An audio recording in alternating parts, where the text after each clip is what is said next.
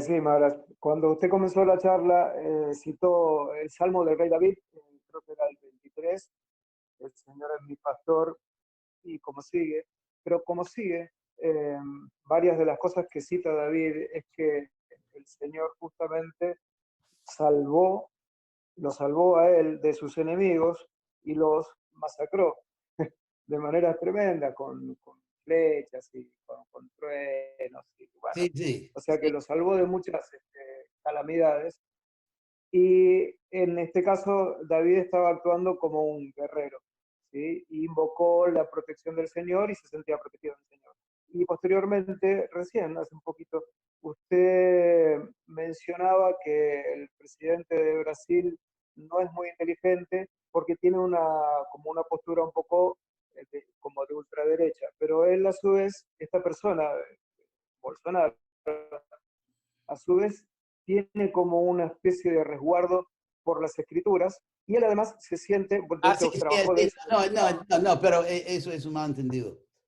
Primero que sobre la Biblia. Eh, Sí, hay un no, toque. perdón, con todas las limitaciones propias de Kali Yuga, eh, él es un No, soldado no, no, no, y no, no, generalmente ya entendí, ya se entendí. ocupa de gobernar. No, no, ya entendí la pregunta.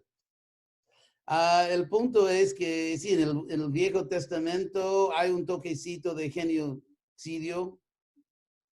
Sí, hay cosas en el Viejo Testamento que son horribles, que son horribles. Entonces, por eso que yo no recomendaba esas cosas, de masacrar a los enemigos. Hay cosas realmente horribles. Mismo los judíos dicen que son horribles y que no son para hoy en día.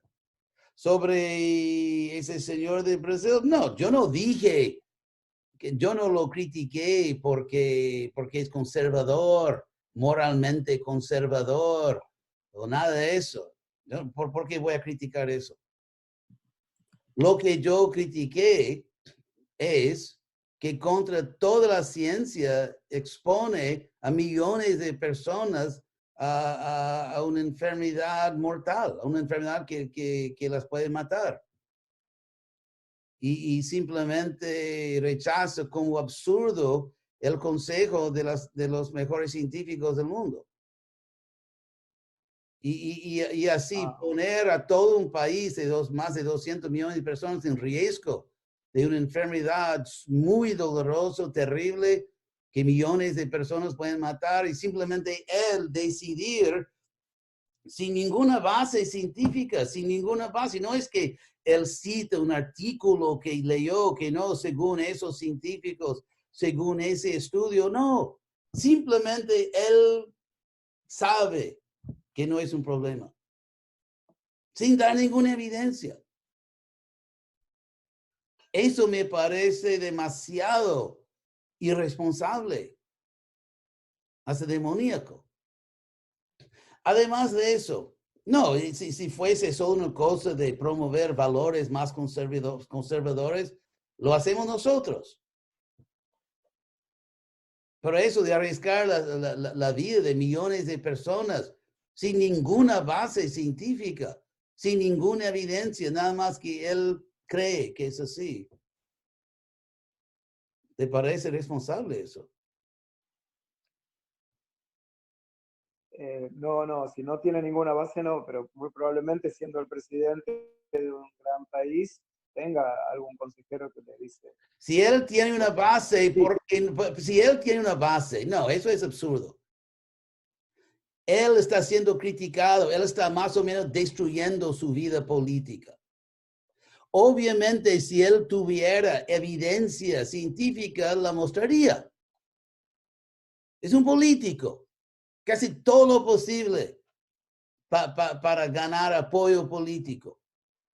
Si él tuviera cualquier pedacito de evidencia científica, ¿por qué no lo revela?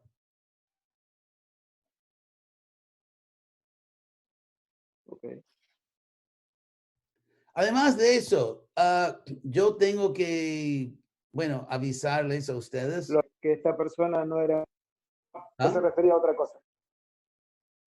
No, pero tú dijiste que yo dije que no es muy... Se escucha. No, tú dijiste que yo dije que él no es inteligente.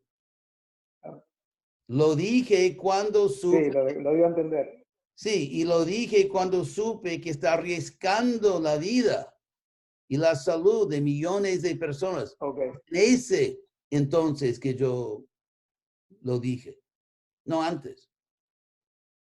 ok. En ese contexto lo entiendo. Gracias, Madero. Además de eso, yo tengo que confesar aquí que yo estoy más o menos alérgico al fanatismo.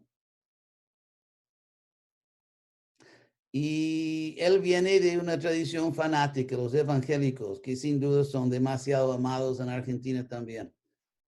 Entonces yo creo que porque yo conozco la historia, sí, yo conozco la historia y los fanáticos religiosos han sido tal vez la fuente del mayor número de atrocidades, masacres, matanzas, torturas, más que cualquier otro grupo en la historia del mundo. Porque el fanatismo, ese tribalismo, es por eso que yo hago distinción entre el monoteísmo filosófico y el monoteísmo tribal. Lo que encontramos en la historia del Medio Oriente es monoteísmo tribal, el tribalismo monoteísta. Ese fanatismo ha traído una cantidad de... Como el rey David. ¿Ah? ¿Qué? Como el rey David. El rey Igual que el David, rey David, era de una tribu de judíos. sí, pero su comportamiento no era, creo que, el peor. O sea, había otros. Si estudiamos la historia de los reyes de Israel, algunos eran demasiado. Pero sí, David tenía sus problemas, pero yo cité un poema que es muy bueno. Entonces, porque mismo una persona con problemas puede ver una verdad a veces.